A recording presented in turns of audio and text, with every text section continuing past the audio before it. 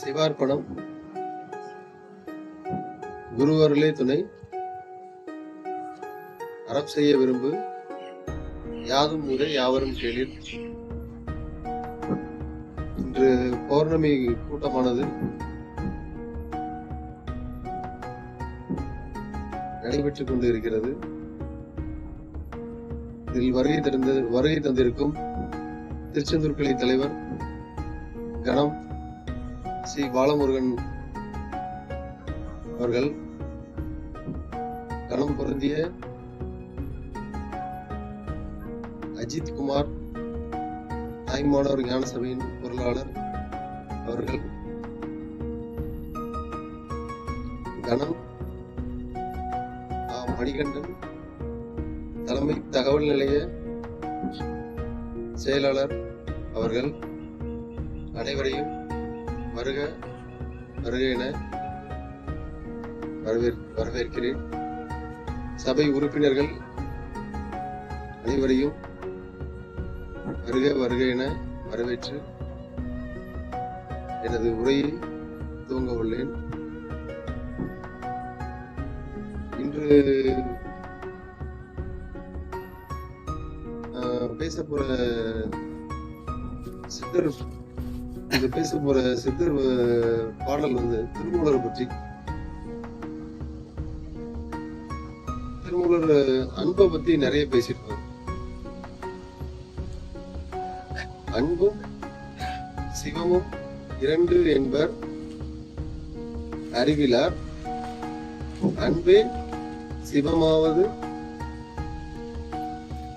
ஆரும் அறிகிலார். அன்பே சிவமாவது ஆரும் அறிந்த பின் அன்பே சிவமாய் அமர்ந்திருந்தாரே.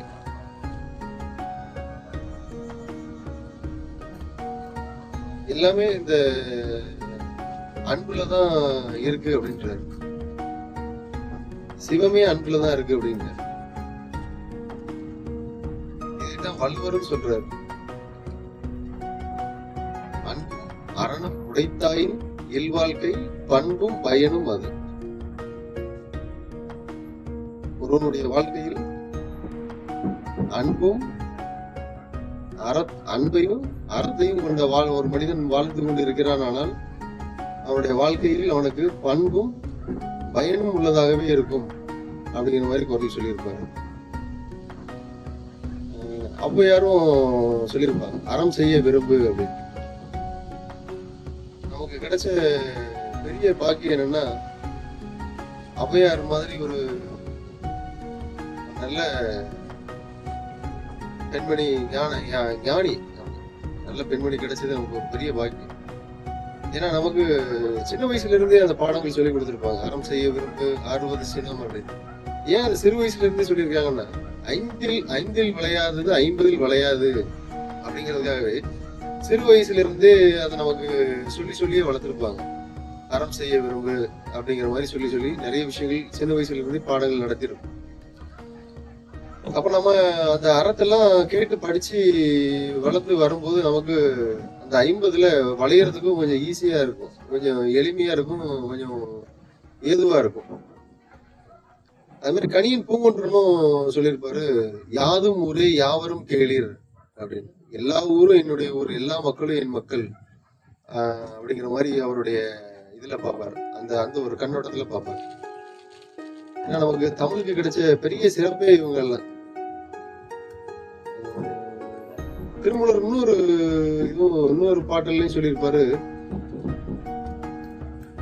உடம்பு கோவிலும் உயிர் கோவிலில் இருக்கக்கூடிய தெய்வம் அப்படின்னு இருப்பாரு. அதாவது உடம்பை வளர்த்தேன் உயிர் வளர்த்தேன் அப்படின்னு சொல்லியிருப்பாங்க. உடம்பு என்பது கோவில். அந்த கோவில நல்ல சுத்தமா பார்த்துக்கிட்டோம் அப்படின்னா அது உள்ள இருக்கக்கூடிய மனமும் சுத்தமா இருக்கும். உடல் நோயுற்றது, உடல் பாதிப்படைஞ்சதுன்னா மனமும் நொந்து போயிடுது. அதுக்குதான் திருமூலர் அந்த பாடல்ல சொல்லியிருப்பாரு, உடம்பை வளர்த்தேன் உயிர் வளர்த்தேன் அப்படின்னு. அன்பு பெருகட்டும், அறம் ஓங்கட்டும், ஞானம் மலரட்டும். சிவார்ப்பணம்.